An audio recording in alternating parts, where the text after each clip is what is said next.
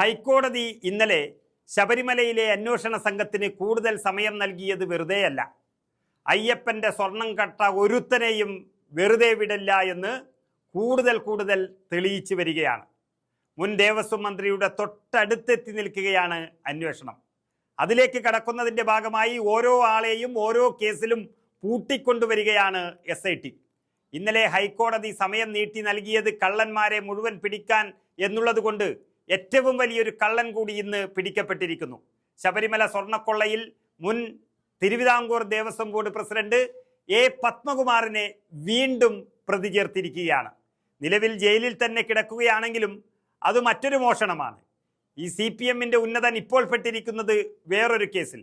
അങ്ങനെ ശബരിമലയിലെ എല്ലാ സാധനങ്ങളും സ്വർണങ്ങളും എടുത്തുകൊണ്ടുപോകാൻ ഇദ്ദേഹം പണ്ടേ തീരുമാനിച്ചത് എന്ന് വ്യക്തമായിരിക്കുകയാണ്. ശബരിമലയിലെ ദ്വാരപാലക ശില്പ പാളി അത് കട്ടുകൊണ്ടുപോയ കേസിലാണ് ഇപ്പോൾ ആ CPM നേതാവ് കൂടിയായ പത്മകുമാറിനെ SIT അറസ്റ്റ് ചെയ്തിരിക്കുന്നത്. ഈ കേസിൽ പത്മകുമാറിൻ്റെ അറസ്റ്റ് രേഖപ്പെടുത്തി കഴിഞ്ഞു. അതുകൊണ്ട് ഇപ്പോഴേ ഇനി പുറത്തേക്ക് ഇറങ്ങാൻ കഴിയില്ല എന്നുറപ്പായി. നേരത്തെ സ്വർണ്ണക്കട്ടിള പാളി കേസിലാണ് പത്മകുമാറിനെ പ്രതി ചേർത്ത് അറസ്റ്റ് ചെയ്തിരുന്നത്. ഇന്നലെ ജയിലിലെത്തിയാണ് അന്വേഷണ സംഘം പത്മകുമാറിൻ്റെ അറസ്റ്റ് രേഖപ്പെടുത്തിയത്. ദ്വാരപാലക ശില്പപാളികളിലെ സ്വർണം ചെമ്പായി രേഖപ്പെടുത്തി ഉണ്ണികൃഷ്ണൻ പോറ്റിയെ സഹായിച്ചു എന്നാണ് ഇപ്പോൾ ഈ കേസിൽ SIT കണ്ടെത്തിയിരിക്കുന്നത്. ഇതോടെ ശബരിമലയിലെ സ്വർണ്ണക്കൊള്ളയിലെ 2 കേസുകളിലും പത്മകുമാർ എന്ന CPM നേതാവ് പ്രതിയായിരിക്കുന്നു. പത്മകുമാറിൻ്റെ റിമാൻഡ് കാലാവധി നീട്ടുന്ന ദിവസമായ ഇന്നാണ് രണ്ടാമത്തെ കേസിലും പ്രതി ചേർത്തുകൊണ്ടുള്ള നിർണായകമായ റിപ്പോർട്ട് SIT കോടതിക്ക് കൈമാറിയത്. 2019 ദ്വാരപാലക ശില്പങ്ങളുടെ പാളി കടത്തിക്കൊണ്ടുപോയി സ്വർണം മോഷ്ടിച്ച കേസിലാണ് ഇപ്പോൾ പത്മകുമാറിനെയും പ്രതി ചേർത്തിരിക്കുന്നത്. നമുക്കറിയാം, ഇത് CPM ഭരിക്കുന്ന ഒരു സംസ്ഥാനമാണ്. CPMന്റെ നേതാക്കളാണ് ഇങ്ങനെ അറസ്റ്റിലായിക്കൊണ്ടിരിക്കുന്നത്. എന്തെങ്കിലും ഒരു തരത്തിൽ ഇവരെയെല്ലാം രക്ഷപ്പെടുത്താൻ കഴിയുന്ന പഴുതുണ്ടെങ്കിൽ CPM ഇവരെ രക്ഷപ്പെടുത്തുമായിരുന്നു. പക്ഷേ കഴിയുന്നില്ല. അത്രയും വലിയ മോഷണമാണ് CPM നേതാക്കൾ ശബരിമലയിൽ നടത്തിയിരിക്കുന്നത്. ഇതിനിടെ പത്മകുമാറിൻ്റെ റിമാൻഡ് കാലാവധി നീട്ടുകയും കൊല്ലം വിജിലൻസ് കോടതി 14 ദിവസത്തേക്ക് പത്മകുമാറിനെ റിമാൻഡ് ചെയ്യുകയും ചെയ്തിരിക്കുന്നു.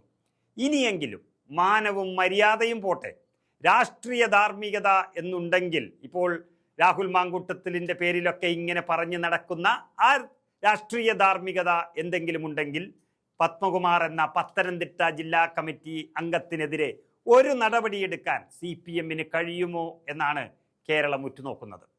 ആദ്യത്തെ മോഷണക്കേസിൽ ഈ മാന്യനെ റിമാൻഡ് കാലാവധി തീരുന്നതിനാൽ ഇന്ന് കൊല്ലം വിജിലൻസ് കോടതിയിൽ ഹാജരാക്കിയപ്പോഴാണ് തുടർന്നാണ് കാലാവധി നീട്ടിയത് എങ്കിൽ അതിനോടൊപ്പം തന്നെ രണ്ടാമത്തെ കേസിലും പ്രതിയാണെന്ന റിപ്പോർട്ട് കൈമാറിയിരിക്കുന്നു.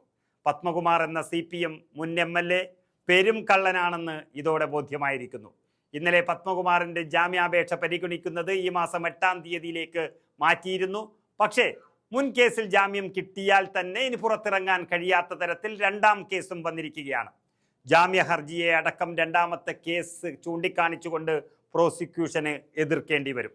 തിരുവിതാംകൂർ ദേവസ്വം ബോർഡിൽ ഒപ്പമുണ്ടായിരുന്ന മറ്റംഗങ്ങളെ കൂടി പ്രതിക്കൂട്ടിലാക്കുന്നതാണ് പത്മകുമാറിൻ്റെ ജാമ്യ ഹർജി എന്ന് തന്നെ പറയണം.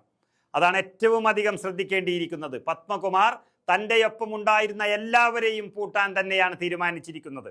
ഉണ്ണികൃഷ്ണൻ പോറ്റിക്ക് സ്വർണം പൂശിയ കട്ടിളപാളികൾ കൈമാറിയത് ഉൾപ്പെടെ എല്ലാ കാര്യവും കൂട്ടായെടുത്ത തീരുമാനമെന്നാണ് പത്മകുമാർ ജാമ്യ ഹർജിയിൽ പറയുന്നത്. മിനുട്സിൽ ചെമ്പെന്നെഴുതിയത് ബോർഡംഗങ്ങളുടെ അറിവോടെയാണെന്നും പത്മകുമാർ പറയുന്നു. മറ്റുള്ളവരെ ഒഴിവാക്കി തന്നെ മാത്രം കുറ്റക്കാരനാക്കുന്നതിലെ എതിർപ്പാണ് ജാമ്യ ഹർജിയിൽ ചൂണ്ടിക്കാട്ടുന്നത്. വീഴ്ച പറ്റിയെങ്കിൽ എല്ലാവർക്കും ഒരേപോലെ ബാധ്യതയുണ്ടെന്നും തന്നെ മാത്രം വേട്ടയാടുന്നതിലെ അമർഷം കൂടിയാണ് പത്മകുമാർ എന്ന CPM നേതാവ് അദ്ദേഹത്തിൻ്റെ ജാമ്യ ഹർജിയിൽ വ്യക്തമാക്കുന്നത്. എന്നാൽ ഇന്ന് പുതിയ കേസ് കൂടി എടുത്തതോടെ പത്മകുമാർ ജാമ്യ ഹർജിയിലെ വാദത്തിലെടുക്കുന്ന നിലപാടും വളരെ നിർണായകമാകും.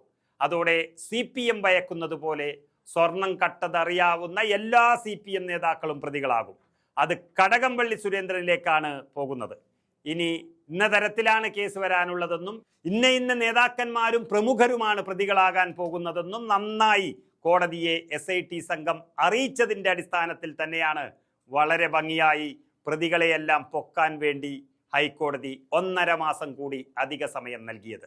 അത് മുൻകൂട്ടി അറിഞ്ഞതുകൊണ്ട് തന്നെയാണ് CPMും ഈ സമയത്തെ ഭയന്നു തുടങ്ങിയത്. ഏതായാലും അയ്യപ്പനെ മുഴുവൻ കട്ടത് CPM ആണെന്ന് പറയുന്ന ചർച്ചകൾ ഇപ്പോൾ ഇവരെ പുറത്താക്കാൻ CPM-ന് കഴിയുന്നില്ല എന്നുള്ള തരത്തിലേക്ക് മാറിയിരിക്കുകയാണ്.